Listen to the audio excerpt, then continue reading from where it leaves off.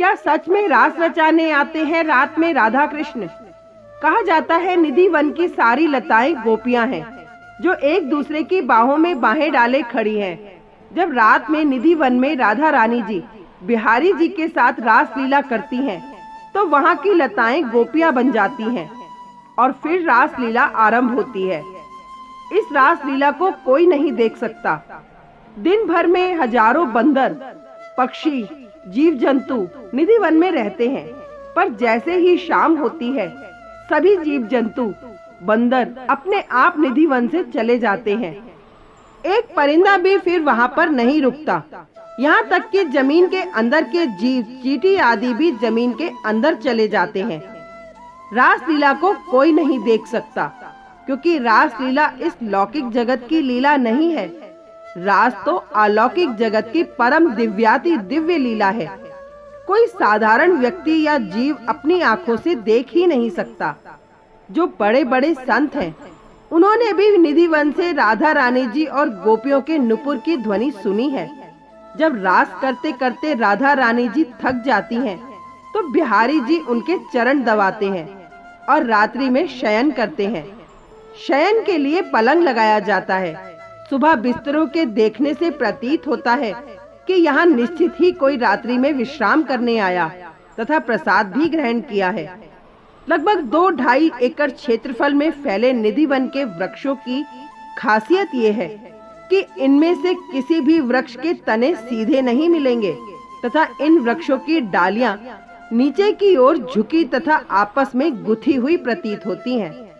निधि one दर्शन के दौरान वृंदावन के पंडे, पुजारी, गाइड द्वारा निधि वन के बारे में जो जानकारी दी जाती है, उसके अनुसार निधि वन में प्रतिदिन रात्रि में होने वाली श्री कृष्ण की रास लीला को देखने वाला अंधा, गूंगा, बहरा, पागल और उन्मादी हो जाता है, ताकि वह इस रास लीला के बारे में किसी को बता न सके।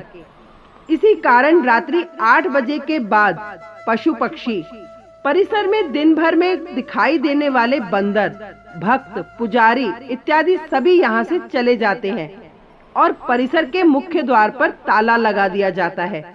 उनके अनुसार यहाँ जो भी रात को रुक जाते हैं वे सांसारिक बंधन से मुक्त हो जाते हैं, और जो मुक्त हो गए उनकी समाधियां परिसर में ही बनी हुई हैं।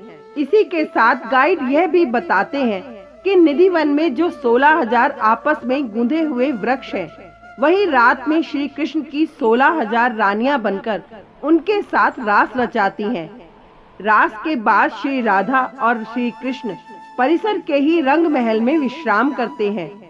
सुबह 5:30 बजे रंग महल के पट खुलने पर उनके लिए रखी गई दातुन गीली मिलती है और सामान बिखरा हुआ मिलता है, जैसे कि रात को कोई पलंग पर विश्राम करके गया हो। आज भी निधि वन में शयन कक्ष है, जहाँ पुजारी जी जल का पात्र, पान, फूल और प्रसाद रखते हैं, और जब सुबह पट खोलते हैं तो जल पिया हुआ मिलता है, पान चबाया हुआ मिलता है और फूल बिखरे हुए मिलते हैं। निधि वन परिसर में ही संगीत सम्राट एवं ध्रुपद के जनक श्री स्वामी हरिदास जी की जीवित समाधि, रंग महल, बांके बिहारी जी का प्राकट्य स्थल, राधा रानी, बंशी चोर आदि दर्शनीय स्थान है।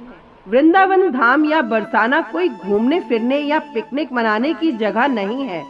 ये आपके इष्ट की जन्मभूमि, लीला भूमि व तपोभूमि है। सबसे खास बात ये कि ये प्रेम भूमि है, तो जब भी यहाँ आओ इसको तपोभूमि समझकर मानसिक व शारीरिक तप किया करो। शरीर से सेवा व वाणी से राधा नाम गाया जाए, तभी धाम में आना सार्थक है। जय श्री कृष्णा। राधे राधे।